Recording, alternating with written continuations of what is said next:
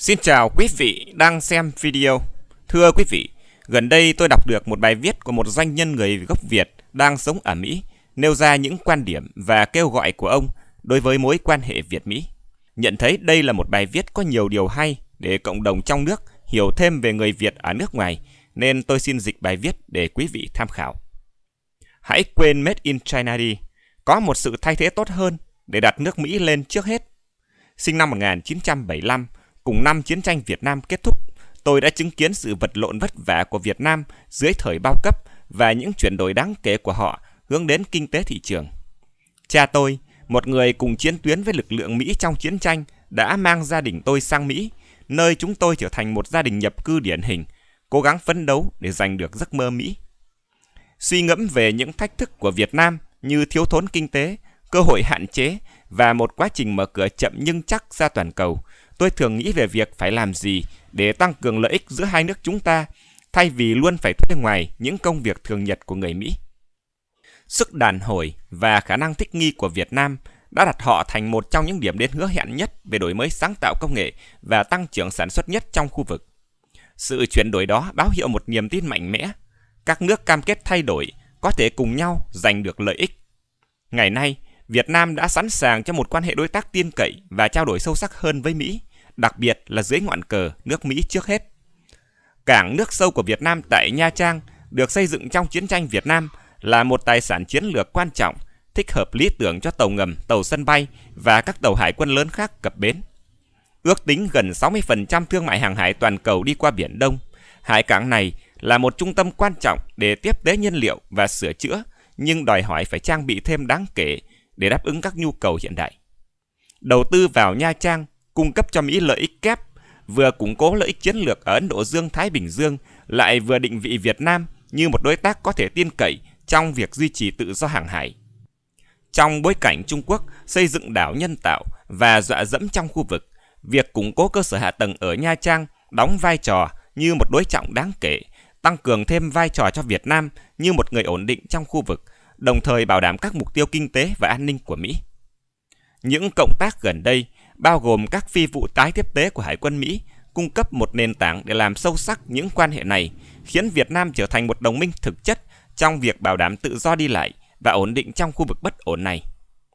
Sự trỗi dậy kinh tế của Việt Nam giữa bối cảnh thay đổi thương mại Mỹ-Trung, các chính sách thương mại hung hăng và thuế suất của Trung Quốc đã làm tăng tốc sự trỗi dậy của Việt Nam như một cường quốc sản xuất.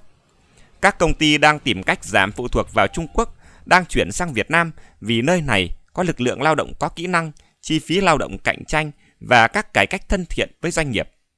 Sự chuyển dịch này tặng cho Mỹ một cơ hội độc nhất. Mỹ có thể dựa vào động lực này bằng cách ủng hộ sự tăng trưởng kinh tế của Việt Nam để thu hút đầu tư của Việt Nam vào thị trường Mỹ. Nhiều doanh nghiệp Việt Nam đang háo hức muốn mở rộng ra quốc tế và thúc đẩy các đầu tư song phương, tạo việc làm cho người Mỹ, đồng thời củng cố quan hệ kinh tế. Một ví dụ đầu bảng của động lực này là VinFast, nhà sản xuất ô tô Việt Nam, đang tạo việc làm cho Mỹ thông qua mở rộng sản xuất xe điện. Thỏa thuận đối tác tiến bộ và toàn diện xuyên Thái Bình Dương mà Việt Nam là thành viên làm nổi bật hơn nữa cam kết của họ với các hoạt động thương mại tiêu chuẩn cao. Mối liên kết này cung cấp một kế hoạch chi tiết cho các thỏa thuận song phương sâu sắc hơn nhằm làm giảm thâm hụt thương mại của Mỹ và tăng thêm sức đàn hồi cho chuỗi cung ứng, thúc đẩy quan hệ quốc phòng, ổn định khu vực.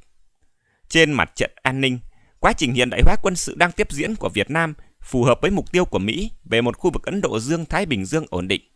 củng cố hợp tác quốc phòng thông qua diễn tập chung, bán vũ khí và chia sẻ tình báo để giúp Việt Nam tăng cường năng lực đối phó các mối đe dọa trong khu vực, đồng thời củng cố cho trật tự hàng hải dựa trên quy tắc. Với 3,4 ngàn tỷ đô la dòng chảy thương mại hàng năm đi qua Biển Đông, vai trò của Việt Nam trong bảo đảm luật pháp quốc tế và tự do đi lại là điều không thể phủ nhận. Đối tác với Việt Nam bảo đảm cho Mỹ duy trì vai trò chính yếu trong duy trì ổn định khu vực.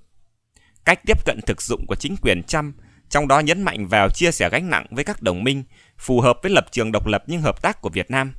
Mỹ có thể cân bằng ảnh hưởng với sự bành trướng hung hăng của Trung Quốc và bảo vệ các lợi ích chung trong khu vực quan trọng này bằng cách hỗ trợ các năng lực quốc phòng của Việt Nam. Kết nối văn hóa và lợi thế ngoại giao. Sự nổi tiếng của Tổng thống Trump ở Việt Nam mang lại một lợi thế ngoại giao độc đáo. Thiện chí của ông cộng với tính biểu tượng quan trọng của lễ kỷ niệm 50 năm kết thúc chiến tranh Việt Nam, tạo ra một động năng chưa từng có để hòa giải và hợp tác. Việc chỉ định một nhà ngoại giao Mỹ có kết nối về mặt văn hóa với Việt Nam sẽ ra tín hiệu một cam kết sâu sắc với sự tôn trọng và tin cậy lẫn nhau.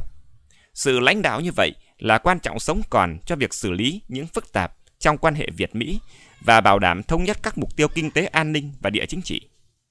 Chia sẻ tầm nhìn về thịnh vượng,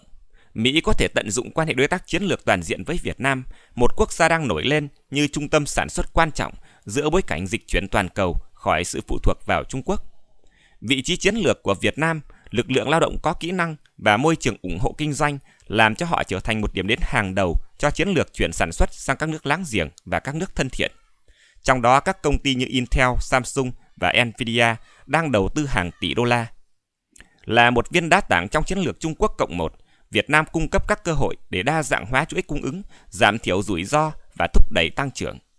Củng cố mối quan hệ đối tác này là một bước đi kịp thời để bảo đảm sự thịnh vượng và ổn định chung trong bối cảnh toàn cầu phức tạp. Quý vị thân mến, trên đây là bài viết của tác giả Alison Huỳnh đăng trên website dailysignal.com ngày 14 tháng 12. Ông Alison Huỳnh được giới thiệu là một người tị nạn đến từ Việt Nam và bây giờ là một doanh nhân kiêm nhà đầu tư mạo hiểm.